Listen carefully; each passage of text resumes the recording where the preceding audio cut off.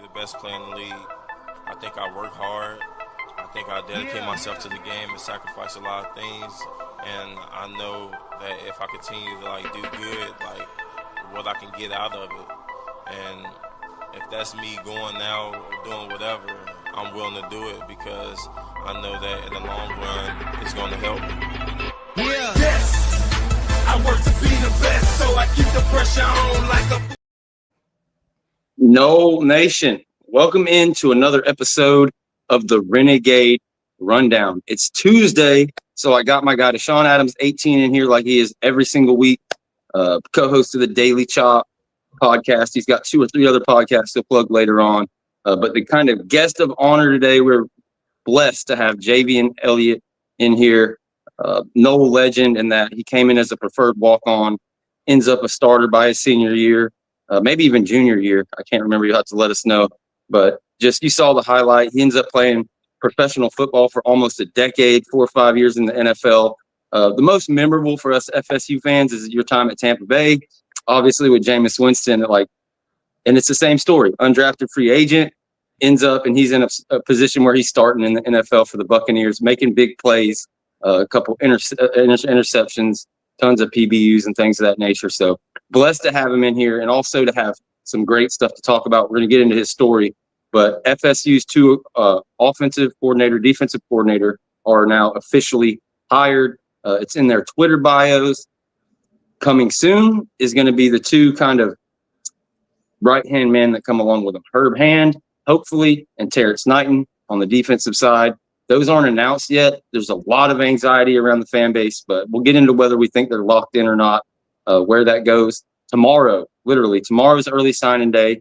Tariq Mallory flips from West Virginia, 6'5", beast of a wide receiver. He's a 3-star, but it's one of these things, like if you sign a 3-star offensive tackle, but he's 6'7", yeah, that's why you do it, because the frame is non-negotiable.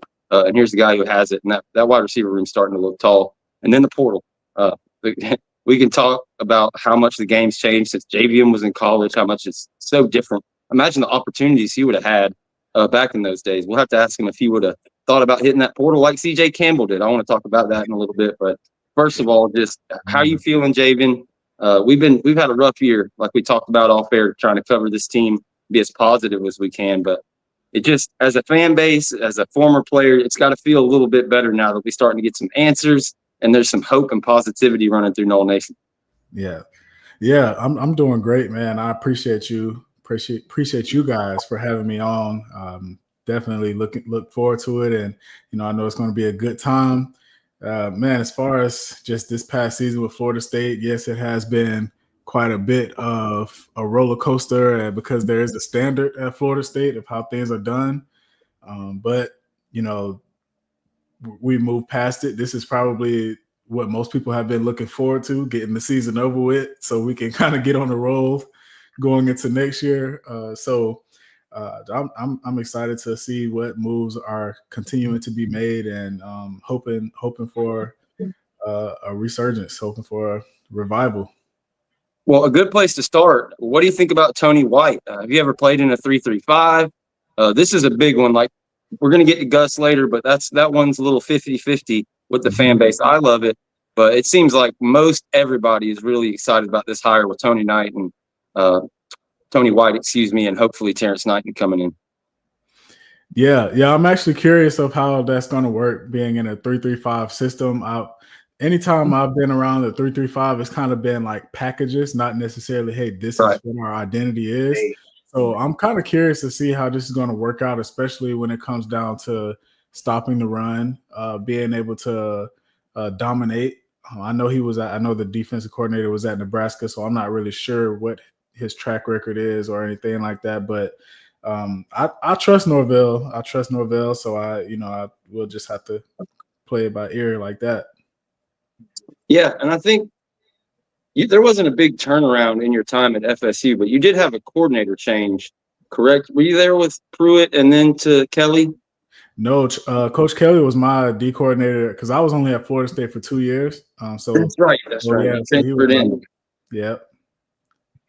I'm embarrassed right now. Deshawn, you want to take over? Any questions? I got you looking like the guy on Home Improvement right now when I put the grass.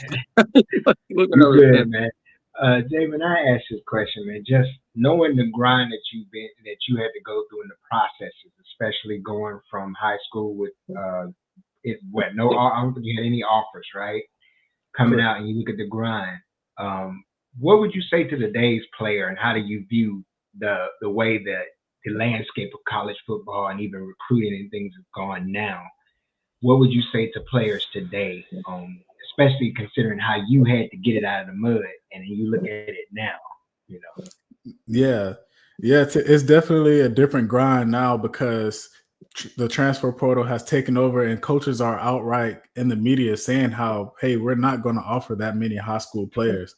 So, you're going to have to take the opportunities that's given, but also you have to be conscious and be real in your evaluation of yourself in terms of, hey, am I going to go somewhere where I can play?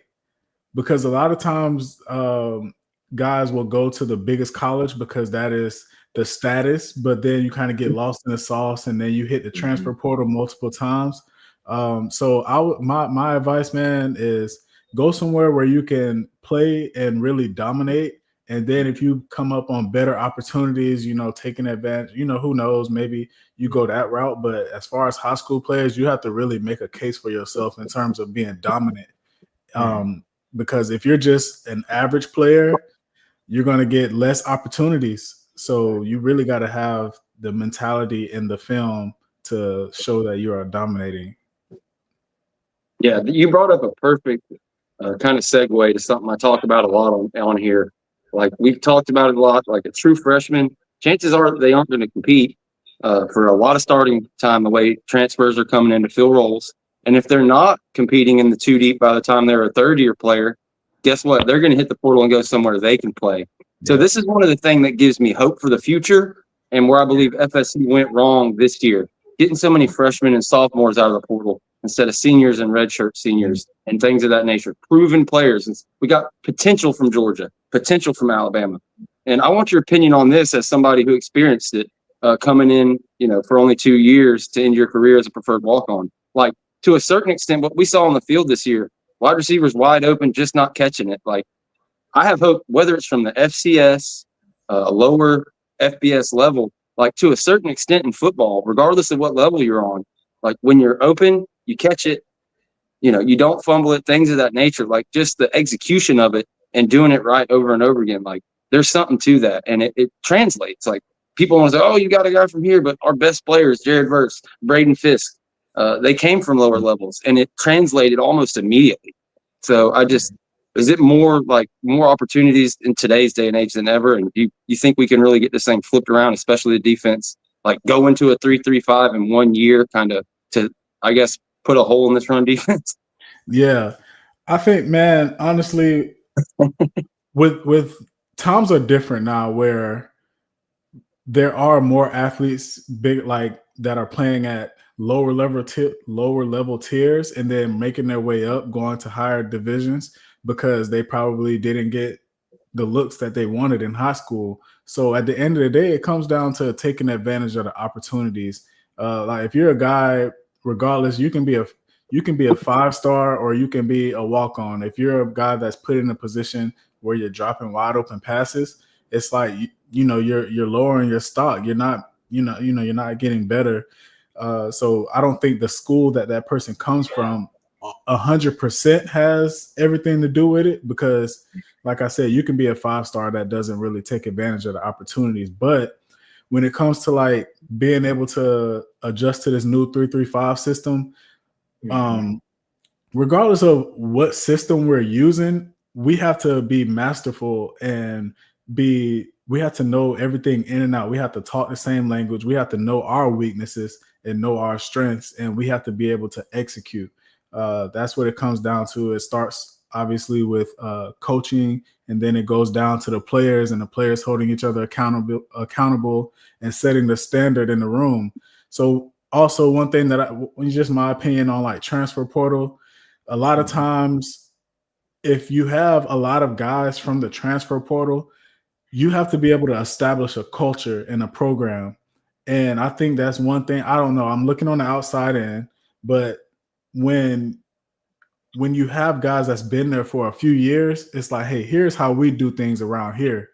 But when you lose a lot of guys in the transfer portal and gain a lot of guys in the transfer portal, it's like, okay, you have to constantly reestablish what the culture is from the coach's standpoint. So I don't know how many leaders we really had at Florida State that's like been around, you know?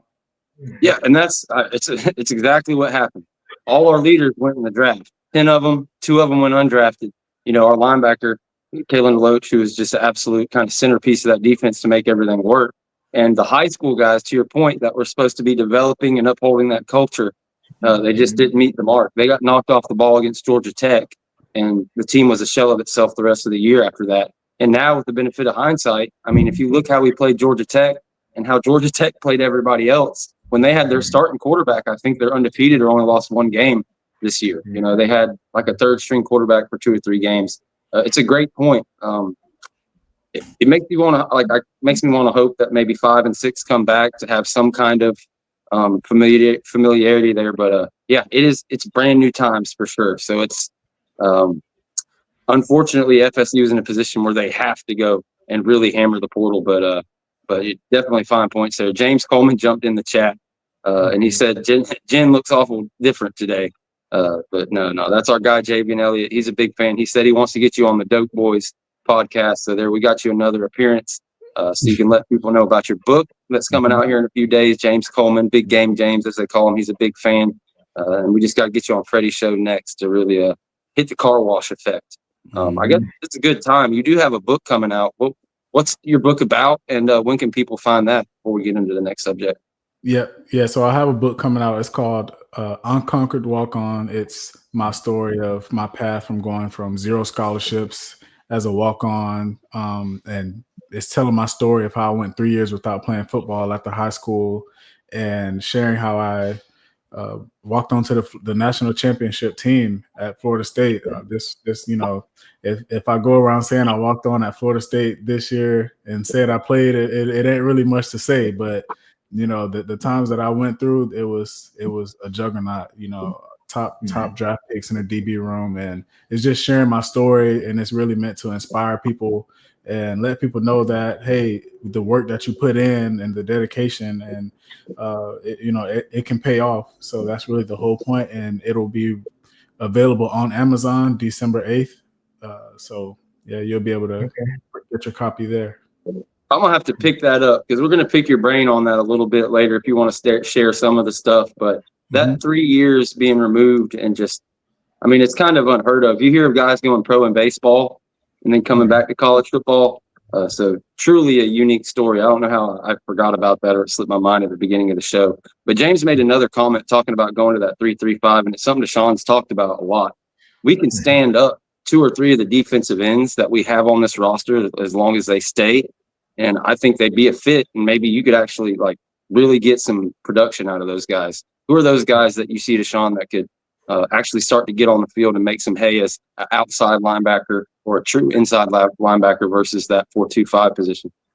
Well, looking at Tony White's defense, I noticed in the 3-3-5 they have the jack linebacker, which Javien, you probably know, is basically outside linebacker, defensive end. You're probably going to ask him to do a little bit of coverage here and there, but he's mainly a pass rusher. I got 2 specific players that I look at that are kind of buried on the depth chart right now in that 4-2-5, but could flourish, and that's Hester and Boots, because they're kind of tweeners. You know, those tweener type players that we've had in the past that couldn't find their way on the field. But those are 2 players. Even Byron Turner, because he's at 250, so that's another guy. Even asking MJ. Byron Turner run and start to hit some folks. Yeah. So there's the guys, just those other guys on the other side to set the edge that I'd be concerned about a little bit. But I mean, that's what the portal for, and that's what recruiting's for. And I think there are guys on the roster that fit that body type, that 260 to 280 type player that can fit that other side, that strong side. No doubt. Nebraska, the other part of this thing with Tony White.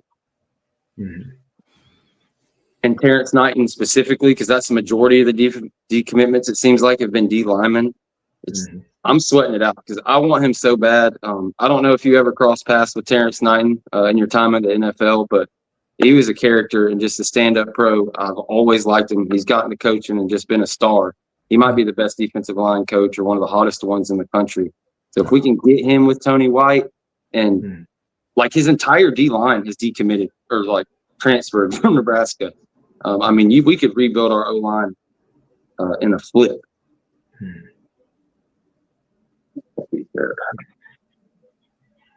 You know, Javien, I got a question for you. It's actually the end of your quote, one of your quotes, and it spoke to me because where I'm at and what I'm pursuing in life right now. And it was basically put yourself out there and go chase it. You know, that's one quote. And then I apply it with the end of another quote when you talked about when things get when that game gets taken away from you, and players can tend to lose themselves.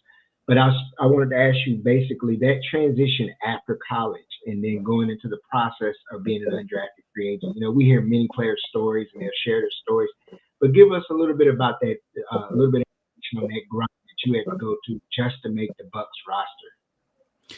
Yeah, man, that's actually a story within itself because I didn't have the regular. I got undrafted right after the draft. Like my story, man, I remember even though I only played 7 games in college football, when the draft happened, I was just hoping that my name just miraculously got called during the draft. But unfortunately, it didn't. And after the draft, what actually happened was I got a phone call or a text saying that the Steelers wanted to sign me, and that actually didn't go through. So it came to what I found out that it was false information, right? That the Steelers wanted to sign me, and Florida State coaches got involved. They got me involved with another agent, and they were able to pull some strings and get me into the rookie minicamp. Anyways, at the Steelers, and I ended up not making a team that year because it was only the weekend for rookie minicamp. So after that, when we talk about like transitioning, going into the pros, I didn't know if I would ever play football again because I was undrafted. I was a walk-on. Like I just didn't know. So I was at home training by myself for at least 3 or 4 weeks, and this is while OTAs is going on. And I'm just seeing everybody, get better, seeing all my former teammates playing on their teams and just hoping for my opportunity. And then one day I get a call while I was working out, and it was from a Pittsburgh area code. So I'm like, the Steelers are calling me back, but it actually ended up being a scout from the Bucs. And he was just like, hey, we want to get you in for a workout. But there's no flights. I was in Panama City at the time. He was like, there's no flights going from Panama City to Tampa today.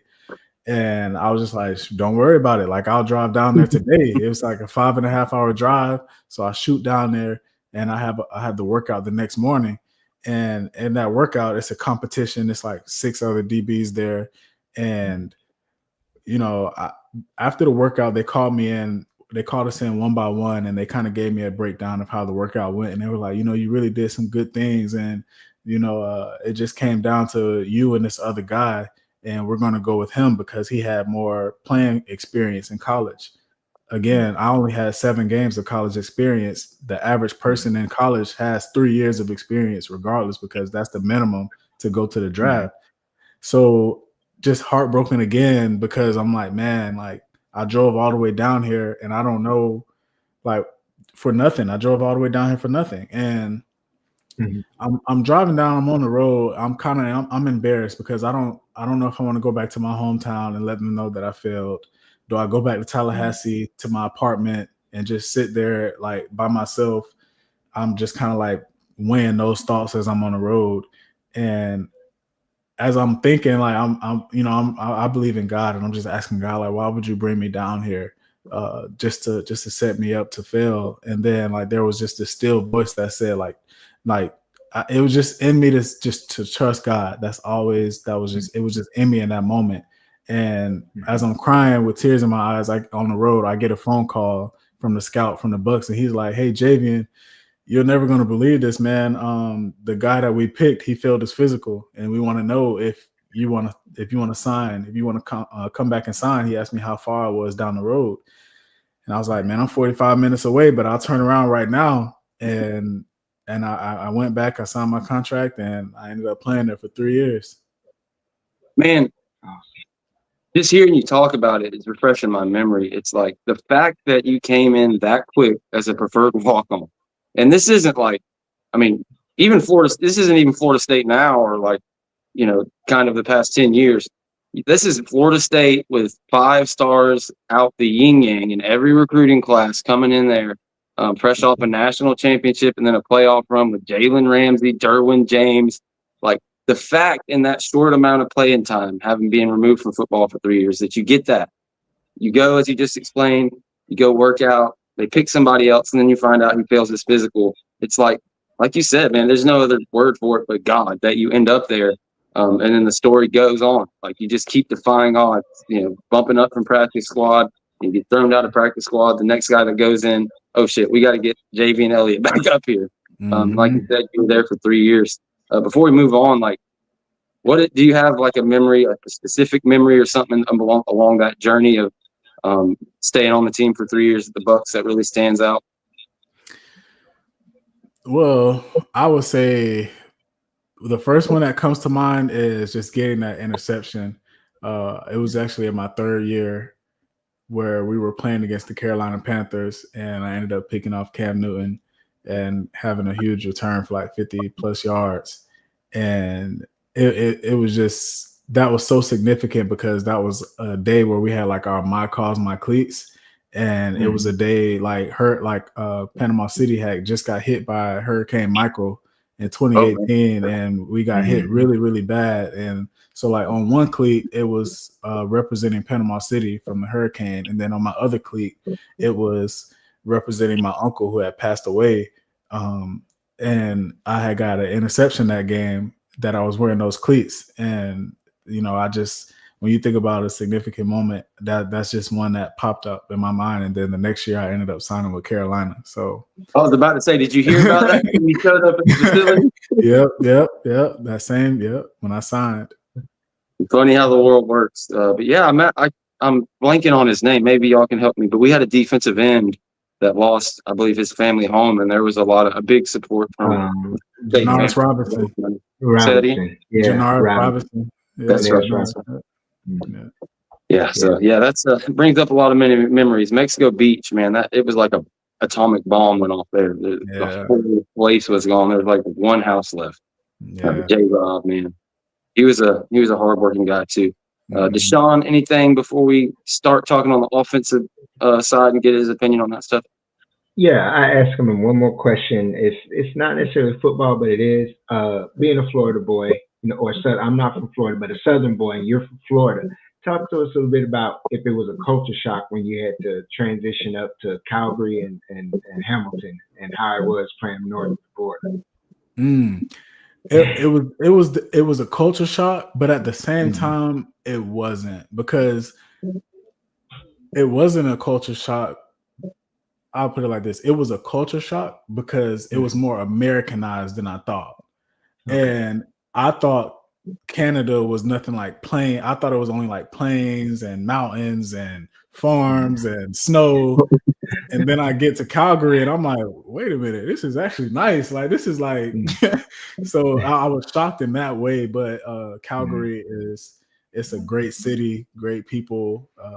It's not like being in a different country where everything is foreign. Obviously people speak French there, but it was a culture shock, but it wasn't at the same time. Okay. I could not imagine just the cold of it. Yeah. Being from Florida, I've never been. I've been to New York once, but it was in the summer with my grandparents, and it was like a week-long trip. It's like 45 degrees right now, and I think I'm about to fall apart. I got the central heating on. I got a space heater by my feet. So I can sit here comfortable and do this interview. But Gus Malzahn, the offensive coordinator that's hired officially, we're waiting to hear if Herb Hand is going to get hired as the offensive line coach, which would be a big time boom.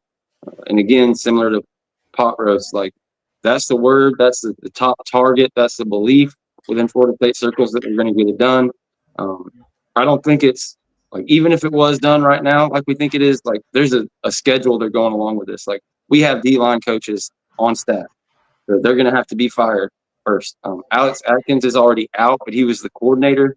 So I don't, you could announce Herb Hand any minute. So that's why it's like, ugh. But anyway, Gus Malzahn, you know, when you were at Florida State, he was at Auburn, went to a national title before your time. But anyways, he spent a lot of time there. He's known kind of like as a Bama killer. He almost has a 500 record against him as an OC and a head coach. But the narrative out there, a lot of fans aren't so happy because they look at what he did as a head coach the past 10 years. It's not like you can say he was a terrible failure. It was like average, you know, whatever. He had some success at Auburn.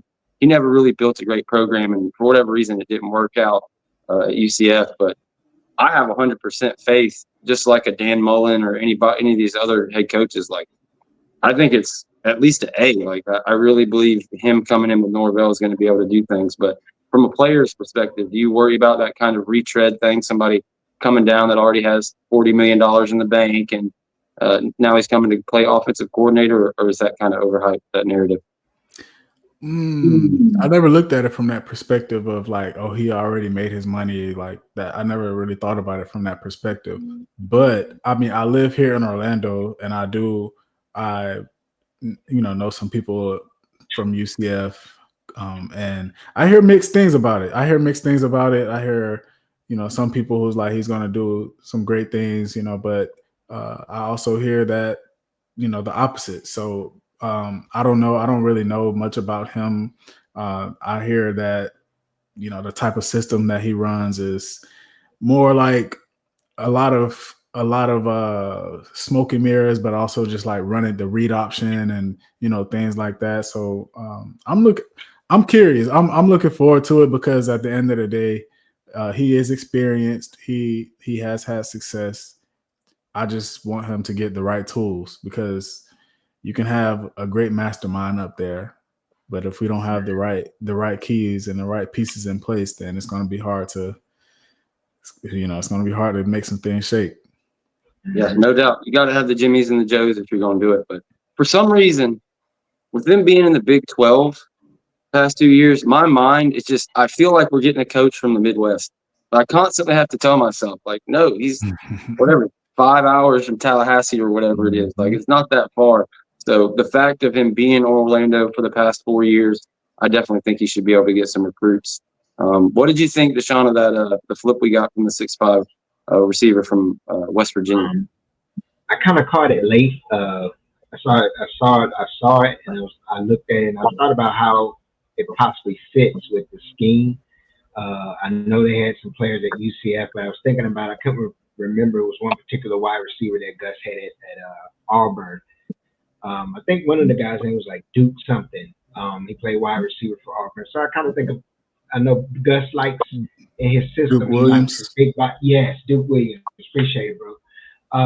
He likes his outside guys, you know, a little big, and he's going to always run a lot of fly sweep stuff like that with his slot guys. So look for speed to be added to that wide receiver room too. But yeah, I like the pickup. You add that with the 6'7" guy, you got some trees there on the outside. So it's throw it up and go get it, basically. Yeah, and they also offered, I believe it's the number 1 JUCO wide receiver. He's 6'7".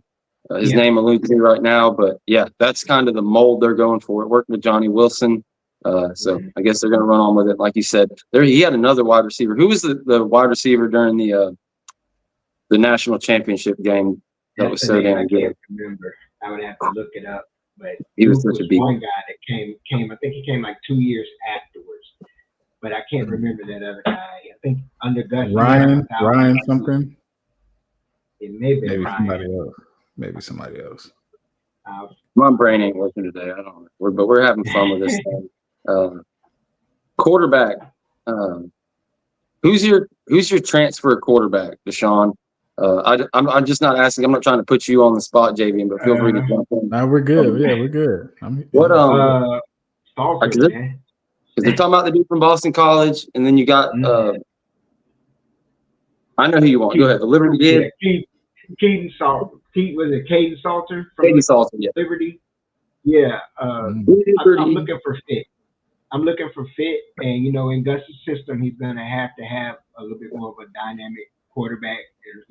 Willing runner. I'm gonna say it's just like if it was another OC that I talked about in Marion. It's basically the same system. Sammy Coates. That's who it was. Yeah, Coates. Sammy Coates. That's who it is. Sammy Coates. Appreciate that. But yeah, in Gus's system, he likes quarterbacks that can move, and because he implements that in the running game. The running game will be emphasized under his system. So I already know that the quarterback run game is also a part. And we all know what Cam Newton was able to do in that system. We saw what was the kid's name in 13 and 14 that played DB, came from Georgia. The quarterback that they had, I don't know. I'm bad with names right now. But he's only really ever had. Yeah, I'm bad right now. I can't believe I forgot his name. But another quarterback that he had, he's proven that he can do it without a running quarterback when he had Jared Stidham at Auburn. They had success also. Because I think Jared threw for like 3 that year. He only ran for like 100-something yards, but he threw for three grand, Luke could fill that role. Yeah, Luke's a willing runner, so that's what you need. As long as you have a willing runner in that system, it'll work. That's the same if it was Marion, because it's basically the same system, just dressed up differently. But I think that any quarterback that we get, as long as they're mobile or willing to run, it'll be fine. I mean, you don't have to get an all-out dynamic athlete, but if you get an exceptional athlete in that role, it makes it even better. Because we saw what it does when he has a dynamic. When he had John Ray's Public at UCF, he wasn't the best passer, but he was such a great athlete. It worked anyway, and they were able to win games. At Auburn with Cam and then Nick Marshall, that's who it was. Nick Marshall. When he had those two type of Nick quarterbacks. is so unorthodox, man. But then you go back to his time at Arkansas. He didn't have that running quarterback. He had Mitch Mustaine and somebody else, but that's where the birth of the Wildcat and Run DMC with McFadden and Felix Jones and all of that happened. He kind of found a way to work around it. So even if we don't have a super dynamic runner, Gus will find a way to work around it with the run game. And he'll create ways with the Wildcat, with other packages. I know some things are changing in college football that's kind of taken away the impact of the tempo, because they used to go all gas, no brakes when he was coaching at Auburn, and then you had Oregon and stuff like that. It was all gas, no brakes. But they've kind of slowed it down. The refs kind of stand over the ball so you can't go as fast. But I think it'll work, and I think you just have to find the right pieces, like Javien said, the right ingredients, get the right groceries, and we'll cook the meal. Mm-hmm. So this is a salient point. He says Milroe would be good for Malzahn's system. I'm not going to go down that road, but what I will say is probably, Thomas Castellanos, he kind of sliced us up last year.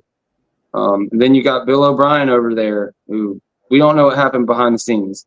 But everybody, like, people look at me crazy. They cuss me out under my tweets and stuff when I even say, like, say what you want. I'd like, for what Gus is and the conversation of what you just said, he's perfectly fits the bill. And you've seen when he's on and people aren't, kind of just keying on exactly what he's trying to do. He isn't under center trying to run a pro offense. What he can do. Bill O'Brien, like, it's kind of widely known, told Milroe that you're not going to play quarterback for me. You need to go to wide receiver or running back. Like, literally that happened. Then he gets fired, and Jalen Milroe, goes to national championships and everything else. So people are making out like Thomas Castellanos quit. So, like, tell me from a player's perspective, like, I get that people want to say, oh, he's a quitter, he got benched and he just left the team. But we don't know what happens behind the scenes. What if if you were a player, what if he came up to Castellanos and was like, look, we tried it, but we're going to go with the next guy. We're going to get our guy out of the portal. You're not going to play quarterback here. Mm-hmm. Like, can we really tell from a fan's perspective, or what do you think on Thomas Castellanos? As a player, I like him from what I saw when Florida State played him. Like, I just remember it was early in the year, and I was just like, oh my gosh, he was cutting up. And I think I seen him play against another team, but I obviously just from a football perspective, I liked what I saw, and I would like to see him, produce in that system. as far as what happened at Boston College, I don't know. Like I don't know if I heard some things as far as him, walking away. I'm putting that in air quotes because I don't know. But if the scenario is what you presented as far as him saying, Bill O'Brien saying like, hey, we're gonna find someone else in the portal. I personally I would like you to stick it out. I would like you to stick it out as a player because the season is almost over. Like it's, just go ahead and ride it out for the next couple of weeks, man, and then go do your thing. But at the same time, like what I'm seeing now, in the college football world is that's become normal. It's normal when whatever adversity hits or whatever happens, I'm seeing letters of I'm taking my red shirt year and I'm transferring. And it's like week 3 and it's like, bro, but at the same time, it's like, hey, so how I feel about it is regardless of what happens, I think that players, unless it's just something detrimental where it's like, you got to go. I think just develop, keep working on your game, man. And just stay in that locker room as long as you can with your brothers and just keep working until the next opportunity. But that's my mindset because of the route that I took. So you couldn't even imagine some of the stuff these kids are doing nowadays. Like, oh my goodness. Yeah. So that's just my perspective. I actually have been on a team where a player walked away from the team, and I was just like, I don't know the guy from Boston College, and I don't want to put this opinion on him, but in the situation that I witnessed, it was just someone who wasn't mentally tough, and I don't know. So I don't know him. I'm not pushing that on him. I'm just saying sometimes it can be like, okay, are you really mentally tough if you're, Yeah. Hey, I tried to frame it in like the best possible positive thing, but yeah, no, you're right. I mean, it's part of it. But the staff, it's purported that they've offered him or at least contacted him. So we'll see. I think if you bring him in, you can have like a legit competition with Luke and you can kind of find out if, who's ready to go. You can go with the junior who's got experience in 2 years, or you can go with Luke. I think if you bring in Caden Salter, he's, that's a different deal. He's a starter and it's a totally different situation. And you got to see, okay, is another quarterback going to transfer out? Because we just got Kevin Sperry in, who's going to fit the system perfectly. Got wide receivers coming with him, et cetera, et cetera. But the chat just put me on game. I believe, I don't know, y'all got to tell me the exact rank, but apparently the Miami Hurricanes have been left out of the playoffs, and they're not going to punish. I think the idea is no matter what happens in the conference championship games, they're not going to punish somebody to go below them. So I think we pretty much know that the Hurricanes are left, and that is that's a beautiful thing. As hard as this season has been, and we'll definitely get your opinion on this, how fun to see these guys go 1-2 the last 3 weeks of the season to crash. I ran a hard narrative on this channel that I got trolled for. Everybody's retweeted my stuff for 8 months because FSU turned out to suck this year. I didn't delete any of the tweets, but I have been redeemed. Okay, you go look at the 4-7 composite that came out a couple months ago. Nobody cared because FSU sucked and Miami was on top of the world. It's literally Florida State, then Miami in the talent composite. Even though all this great high school recruiting they've had the past couple of years, and here they are, their best season in 20 years and all that. And their recruiting class is falling apart just like ours did a month ago. You were only here for 2 years, but I know you're a Nole at heart. So it's not the best thing, but it's a bit of a silver lining to end the season, to see them totally fall apart and kind of imagine the year they'll have next year will probably be similar to what we had this year. We're talking about Miami or Florida? Miami. They're ashamed. Yeah. I think if they ever had a year to do anything, it was this year. Wait, Cam Ward, man. They had back. Exactly. Wait, like if they ever had a year to do anything, it's this year. So I don't know, man. I don't know. I don't really have too much to say about Miami. I was actually on the high school football coaching staff with Kennard Lane, who played Miami. So we always had this constant back and forth. But I don't know, man. I don't really know much about what Miami got going on. I don't blame you, man. I don't blame you. If I didn't do this and wasn't, with my nose to the grindstone every day, I wouldn't. But we've had, I don't even know how long we've been doing this. 2 years, 2.5 years. There's been a lot. We get a lot of those Miami trolls there in the comment section, so we'll have a lot of fun with it. But anyways, John, what you got? You got something next while I kind of get my thoughts together? Anything you're wanting to know? Yeah, in your let's a little bit off of football. Just what do you do in your time, your wind down time? What does Javien do? What are some of your hobbies and things? Just some of my hobbies. Yeah, man.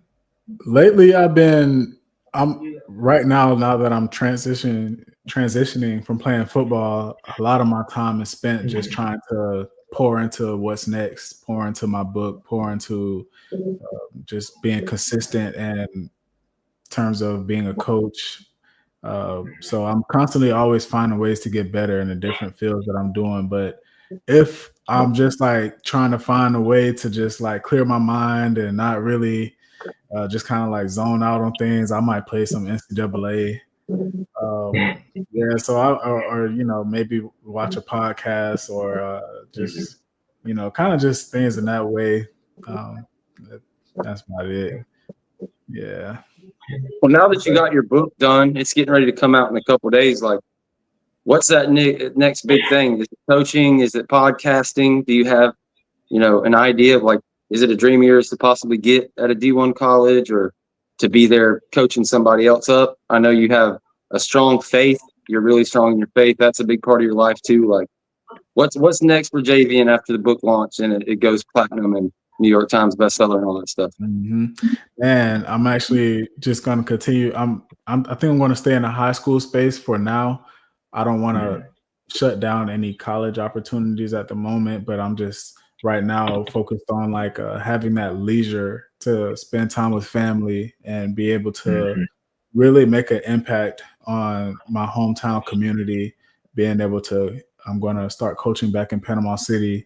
I want to start training some of the younger athletes there, and college football from a competitive standpoint, and also from just like me loving football and being able to go into the details of football, how college football in the NFL does. I would love that, but I think the downside of coaching in college football is you're going to sacrifice a lot of time from family, and so there's that trade-off. So right now, I just want to be able to really pour back into the community of Panama City and just kind of go about things in that way.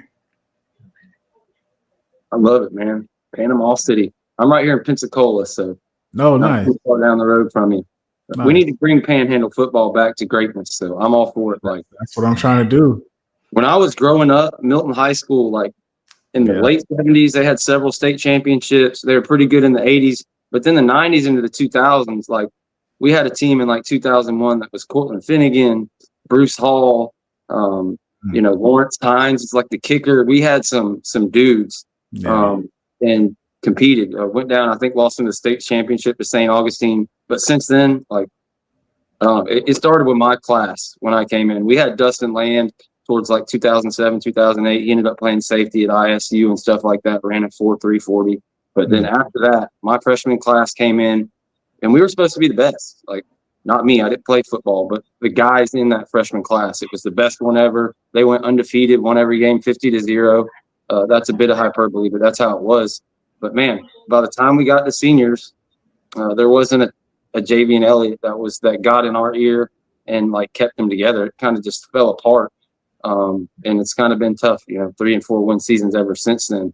So I'm glad to hear you say that, because it's needed. Like, oh yeah, it's really needed. Yeah, for sure. Stacy Smith says she's in Pensacola. Yeah, you were in Mexico Beach for the hurricane. You're in Pensacola now. You're everywhere, Stacy. I hear you. Finnegan is that dude that beat Andre Johnson up. I love Cortland. Big fan. I've got to hang out with him a ton. I got to go see him play and stuff. But yeah, I think it's overrated. People act like Andre Johnson just beat the ever-loving dog crap out of him. But I mean, he had his helmet on. He ripped his like. I give Cortland credit for that. He was small. And if you're a DB, and you can speak on this, I know this is going back in the past, but like Cortland's job is to get Andre Johnson out the game. So they both get ejected. I mean, that means he's got him locked up the rest of the game. So the rest of the internet, I think they just hated Finnegan because he was that dirty player. But how do you see that one? As far as the fight between them two, man, sometimes it's one thing to get somebody ejected out the game, and it's another thing to put yourself in a position to to poke the bear, right? Because I think Andre Johnson, that's who it was. He should have kept his helmet on. That's where he messed up. You know? Yeah, he because he was a quiet dude. Probably said a little bit every now and then, but I don't know the story, but I think Cortland probably went a little too overboard, and it just didn't work out in his favor. But if, like you said, if his objective was to get him out the game, then it's a win for him.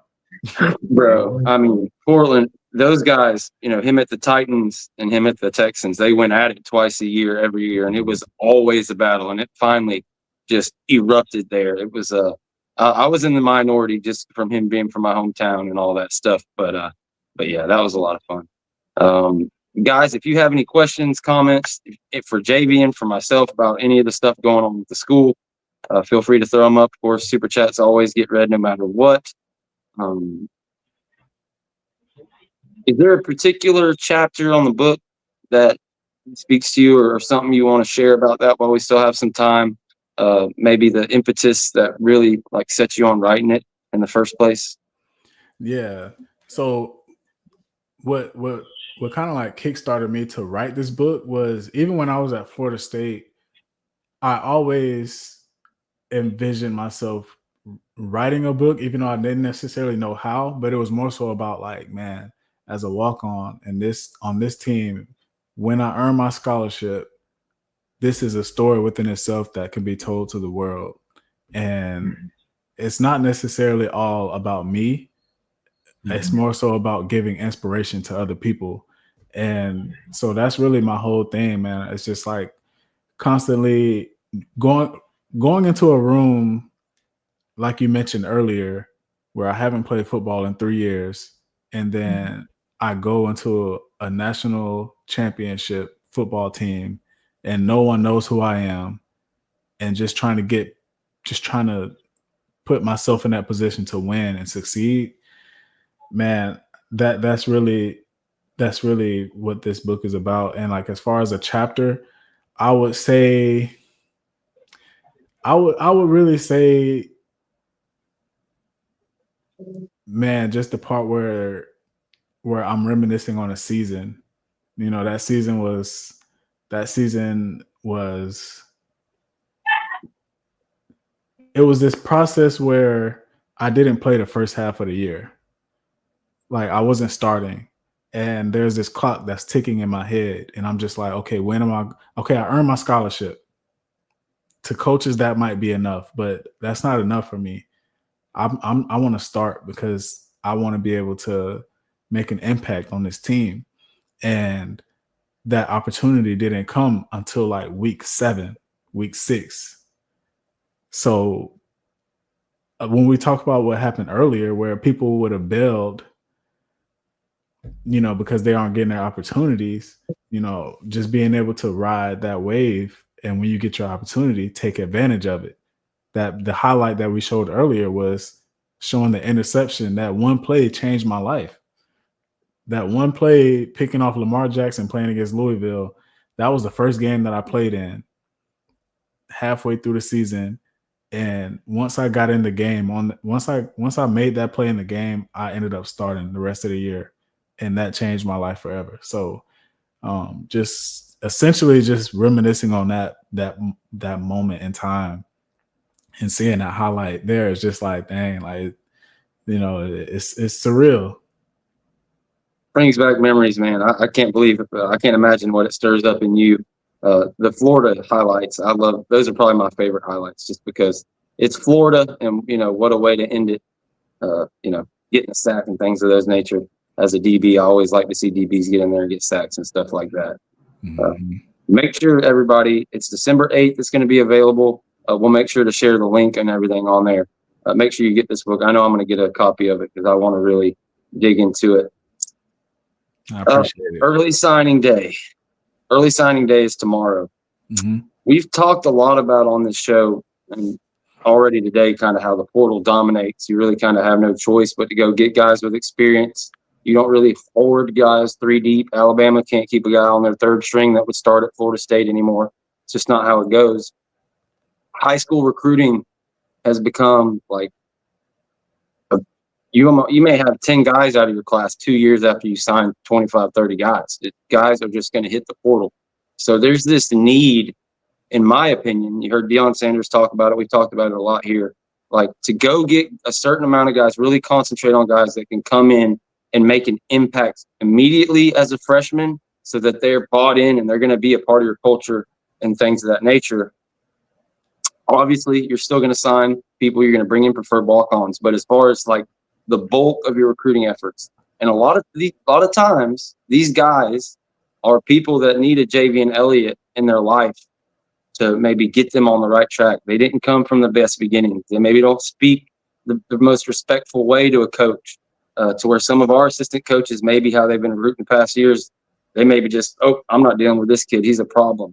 It's kind of it seems like we've recruited people that want finished products to come in here. Yes, sir, no, sir, type of thing. How important is that? Like, cause not to get into religion, but when Jesus Christ was walking the planet, he wasn't going to find the choir leaders and everything that had everything right. Like he was helping the blind and the poor and et cetera, et cetera. I feel like that's something that Bobby Bowden built at Florida State, and that was like known. You would get your chance, if you fail the drug test and you don't do what we do or whatever, you'll get out of here like Randy Moss. But he gave guys chances and really changed people's life, and that's why so many people love him to this day. Jimbo did a little bit of that before everything went downhill. But how important is that? Like you were at Florida State. It wasn't all saints in that locker room. When you were there at that time. So to me, yeah. Yeah. The thing is about the fan parties. Yeah. The thing is, man, what you're speaking on comes down to being a pro. Like college football now, there isn't a lot of teams that's trying to develop over time because they know people are going to hit the transfer portal. So when you come in there, it's not so much about like being a saint and being a goody two-shoe. Is more so about, can you handle yourself like a pro? Like, can you be on time to certain things? Can you lead by example? Can you outwork someone in the sense of doing more than what's being asked? Like not just the minimal, like not being a minimal type of guy. Like, hey, are you going to be a pro? Because now with NIL, now with transfer portal, you have to grow up early. Honestly, like you have to grow up early, and you have to be able to set the tone for what the culture is in the locker room. Like, hey, coaches will give you grace. I don't want to make it seem like they're just cutthroat, because even when I was playing, coaches gave us grace on certain occasions, even things that people may not know about. But at the end of the day, your leash is only so long after so many instances. And now I feel like the leash is a lot shorter on certain things. So you got to be able to grow up quick. And if you want to play in the NFL, you got to be able to grow up quicker. So you got to be able to prepare yourself for not only where you're at now, but where do you want to go? If you want to go to the league, a lot of stuff that's flying in college by being I don't want to say cancer, but being an energy vampire, where you have this entitled mindset because you were that guy in high school, or maybe at the college you went to before, you were probably nice. A lot of times they're not going for that, man. Nobody's bigger than the team. So you got to be able to check your ego. Honestly, that's what it comes down to, being able to check your ego, humble yourself. And I don't mean that in a disrespectful way. I mean just, hey, being able to say, you know what? I want to be able to add value to the team instead of taking things away. Facts on top of facts. We need folks in here with that mindset for sure. Deshawn, is there anything we haven't covered on like the latest news around the hires, the portal, early signing day that we haven't got to? We've got another 5-10 minutes maybe with you guys. So if you got any comments, super chats, now's the time to do it before we get out of here. Of course, we've got Javien Elliott in here, Nole DB, Bucs DB, Panthers DB, Calgary Stampeders, and on and on. Oh, you muted. No, I would say I haven't heard anything. I just say the night and watch continues, and even with the third hand, that continues. That's going to continue to be a watch too. I'm not going to put any rumors out there. There's no negative rumors, any positive rumors, but all options on the table as far as what they're looking for in the O-line coach. And, that search is still ongoing. So the Herb Hand situation ain't necessarily locked right now, and then it's back and forth with Knight. It's one group saying he's possibly staying, and then you continuing to see players hit the portal. So it's kind of like, okay, what's going on? So I just say, just be patient and continue to watch. I don't remember what I was going to ask you. So what do you think? I think Solomon Thomas is gone. So that's kind of what we talk about. Maybe flips tomorrow, but there's a little bit of hope on Kevin Wynn. I know, like, kind of between us and Georgia, you think we actually can turn around and hold Kevin Wynn? Like, it feels like we need pot roast. We need to hear that. Like, maybe they've told me. The last I heard with Wynn, if anything, was South Carolina. Not just Georgia, but South Carolina. So they're still trying to hold on to him, and the NIL opportunities are there. I just say that, even with Solomon. But when push comes to shove, you got to keep dating her until she commits. So, and even when she commits, she ain't solid. So that's all I say with that, man. Yeah, these commitments in this day and age, it don't mean much. It's like just looking at Florida's class and what it was like in the dunk. Like they've got their entire class is splits from everybody else's classes. Miami's thing's falling apart. We fell apart. Javien Hilson signed to Missouri today. Stuff all over the place, but I think we'll be pleasantly surprised. One thing, you dealt with general managers in the NFL, but I don't know if Jimbo had a general manager in place when he was at Florida State. We got some comments from Michael Alford a couple weeks ago, where he pretty much intimated that the general manager going forward is going to negotiate every NIL contract. They're going to be a part of every player that gets evaluated and gets brought in here. Mm-hmm. Derek Ray is the current general manager. He took a lot of heat this year. We don't know exactly how that power dynamic is in college versus the pros, where it's clear. You got the general manager and your head coach. Sometimes the head coach is above the GM, but 90% of the time, the GM is the guy that's going to make these decisions. In college, like, I want to know, did Odell say, no, I don't want that D lineman, or pay that guy? It's hard for me to imagine a analyst or whatever you want to call Derek Ray making a couple $100,000 is going to have all this control. So I was of the opinion we needed to bring in a legit former NFL GM or the assistant NFL GM or some former coach like Jimbo Fisher, whoever the case may be, somebody that has this stature, and like literally pay him $1 million. Could you imagine like negotiating with this GM instead of your position coach? Like, you get recruited by your position coach, and now you got to go over to the general manager and figure out if you're going to, figure out a plan for 3 years. I just, I know me and Deshawn both wanted that hire. Like, if you're going to put that on it, let's get a legit NFL GM in. Yeah. I mean, even like just seeing Andrew Luck become the GM at Stanford. So it's like, okay, when here's what I kind of want to know more about the role of a GM in college, because if this is where college football is heading, when you mention someone is going to get a lot of heat for paying X amount of dollars in NIL, well, in the NFL, you're going to get that heat, but the way they take some pressure off is by cutting people.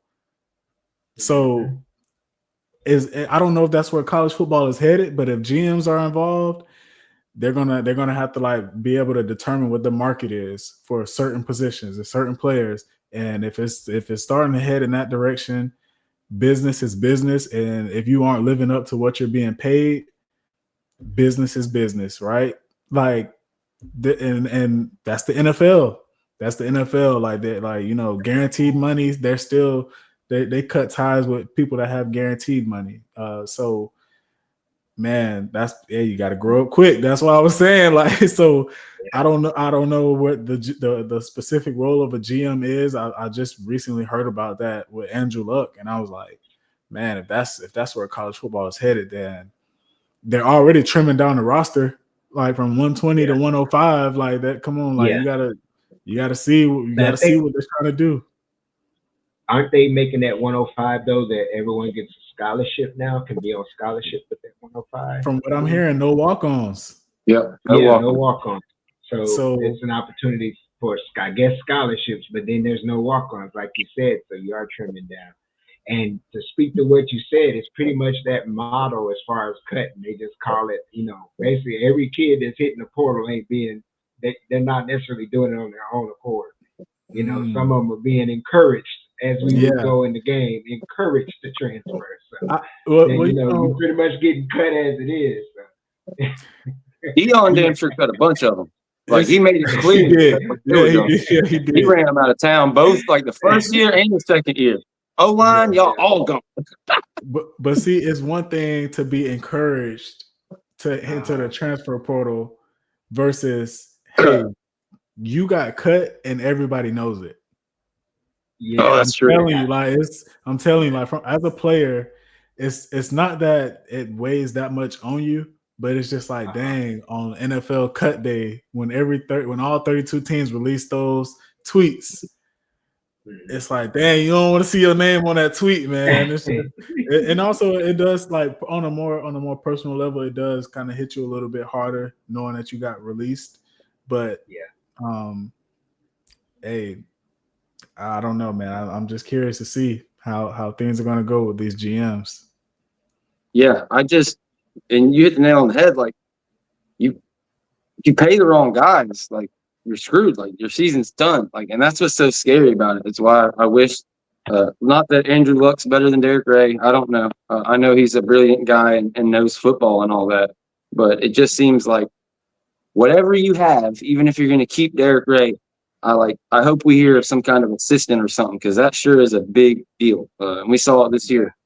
If you don't pay the right guys, that's it, because everybody's going to have $20.5 million as the revenue sharing or whatever that starts next year with NIL on top of it. So you're going to have these $35, $40 million rosters, and, you know, it's like, like in the NFL and the draft, if you look at college now, it's kind of high school is the draft, the portal's free agency. But when you get drafted into the NFL, they have rookie contracts. And that's what I'm saying. Like, what's the market? For 4 years. Like, Yeah. What's the market? And then you may get drafted for 4 years, but guess what? Everybody don't make it 4 years. You're right. These kids now, they can say, I'm a rookie, whatever, pay me $8 million. Like Bryce Underwood, not that he'll ever flame out. He'll probably be the next Cam Newton. But to your point, if he can't get on the field and he's going to be a backup going into his second, third year, yeah, they might be like, look, we ain't gonna cut you, but we're gonna have to renegotiate if you don't want to get cut. $4 million for a backup ain't gonna cut it. There ain't no doubt about it. We're about an hour and 3 minutes into this thing, right about where we said we would cut it off. But if there's any kind of questions, anything either got one of you guys want to cover before we get out of here, we will definitely do it. I know I've been kind of all over the place, but definitely fun to talk FSU football as always. Yeah, no, we're good. I think it's been. I don't have a problem with the way the conversation's been going. I think it was a good one. Yes, sir. I appreciate it. I'm just. I don't know what the hell's wrong with me today. I'm all over the place. But Sean, anything on your mind before we get out of here? No. Let us know where to find you. Sure. Just make sure you find me on Deshawn 18 on Twitter. Also, the Daily Chop, we will be going live, I believe, either tomorrow or Thursday. Double D's Let's Talk Ball podcast. I need to tap back in with my partner there. We get on the pro game. And then also that you can check out his page. It's D's Corner on YouTube, DSCORNER, D's Corner. Appreciate y'all. What is the name of the book again? Unconquered. Yep. Unconquered Walk On. I have a sample right here. Okay. Yes. Unconquered Walk On will be releasing December 8th on Amazon. Okay. December 8th. And he doesn't have a pre-order, but just as soon as it comes up, when he gets the link, he's going to shoot it over to me and we'll definitely get it going. Heck, if he wants to come back, he's welcome to come back. Ton of fun. We've been so lucky to get to talk to some different Florida State legends over the years and was really looking forward to this one. So we really appreciate you joining us. Again, Jen wasn't able to make it. She had a school emergency, a PTA emergency. Her daughter had a play, so she had to go down there and be a part of that. So she'll be back Friday. We've got a special guest coming Friday too. Not quite to the level of Javien Elliott, but there's a particular coordinator out there who thought he was going to have a chance at a particular time in the season to maybe take over. He went kind of viral, so he lost out eventually to Gus Malzahn. We're going to have him on and see what he has to say. But again, thank you everybody for joining, and we'll run the highlight tape one more time before we get out of here. Yeah, no, I appreciate you guys, man. I had fun. This was a great conversation, man. I appreciate you. Than't you very Be much. the best player in the league. I think I work hard. I think I dedicate myself to the game and sacrifice a lot of things. And I know that if I continue to do good, what I can get out of it. And if that's me going now or doing whatever, I'm willing to do it because I know that in the long run, it's going